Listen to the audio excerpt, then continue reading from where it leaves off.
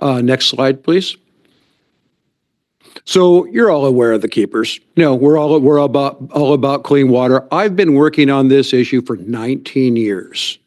I've been with Coastkeeper for 25, so I've been working on this longer than anybody in the room or online.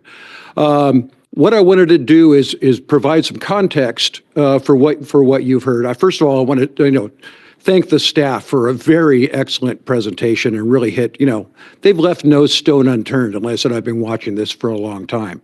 Next slide, please. Okay, so there wasn't always this, opposition to this issue. So this is a 2010 resolution from the city of Newport Beach, where they, say that there's a problem with copper in Newport Bay. Most of the copper is coming from boats. We need to take advantage of opportunities to use other methods to do that. So this was when we were all working together, and it was a team effort. And I'd like to go to the next slide, please. So we did a lot of work as the regional board talked. So starting in 2007, Coastkeeper, and these are just studies that I worked on and ran, the Newport Bay Marina Metal Study, where we studied the concentrations in sediment and water in different marinas. Newport Bay Storm Drains, so we identified that. We looked at the sediment study in 2014. That was post-dredging. So we were looking at I had a lot of talk about dredging. That was already done. Still got copper problems. And then we ran the Newport Bay Copper Reduction Project, which was a opportunity to educate boaters and offer them an incentive to switch over to non-biocide paints. Let me tell you, the boaters were very interested in this when we talked to them. They wanted options. They were interested in that. When they got to the boatyard, they hit a stone wall. Now, I do want to give Basin Marine credit for their help with this. They actually identified an option that they were happy with, didn't end up working too well, but we were able to convert some boats and at least try that option. But what we realized is that a voluntary basis on this just wasn't going to fly. So next slide, please.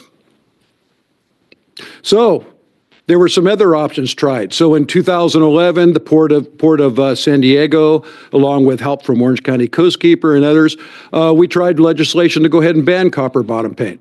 Didn't work. So then Department of Pesticide regulation came along. That's been successful. We have lower leach rates paints, which are great. They're helping a little bit. Hasn't solved the problem in Newport Bay. It's never meant to solve the problem in these specific areas. It was statewide.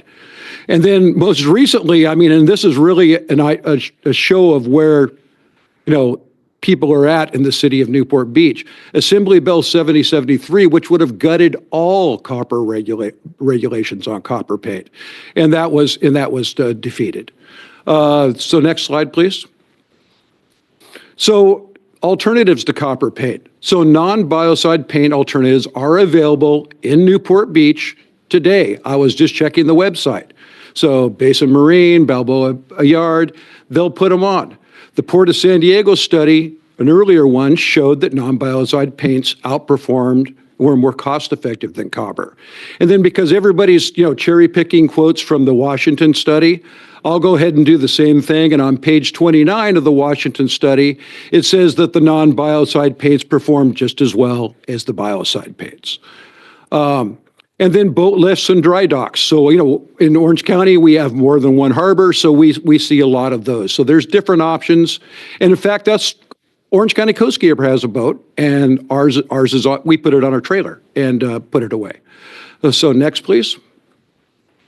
So the challenges and the pushback. So resistance from the city of Newport Beach and County of Orange to regulate, you've heard all this stuff. The idea that they can't regulate a legal product, let's see, plastics, tobacco, you can just go on and on. The concept that you can't regulate those is just absurd.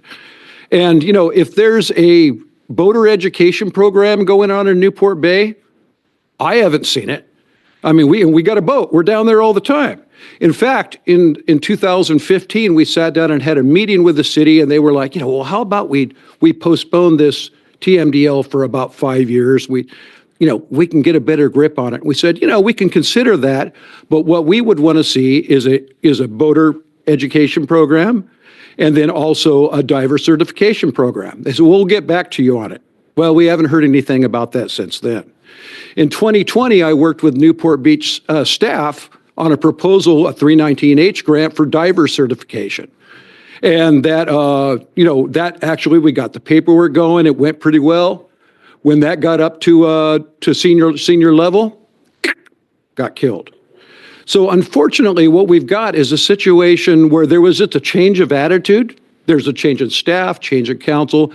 They aren't buying it. As you can just hear from what you're hearing, they don't want to do it, and that's their opinion. It's a shame, but that's where we're at. And then opposition from the boatyards, I can actually see that because this is just new. They've been rolling on this copper paint since 1988 when Tribunal 10 was banned. This is 1980s technology, and it's fast. You come in, you roll it off, you get the boat out real quick. With the other stuff, you need new equipment, you need training, it takes some more yard time. It's called progress. It's change. Everything, we have change all the time, and we shouldn't be using 1980s technology, and it's really hurting our environment. And then you just have, statewide organizations like the RBOC have gotten involved because Newport is seen as the last line. San Diego got by them, and then Marina del Rey, damn it, it's going to stop here. And that's kind of where we're at. Next one, please. So there's been progress. As you heard, the Port of San Diego reduced copper concentrations. I got the number wrong, as Terry mentioned, is 64%. Now, the estimated requirement for Newport Bay is 60%. So if they've already achieved 64%, then I think Newport can do it too. We need, the in-water hull cleaning regulations. There's none in Newport Bay. And then Marina del Rey, I talked to my buddy at LA Waterkeeper. They're really working their butt off over there. Yeah, they're making adjustments. They got a site-specific objective.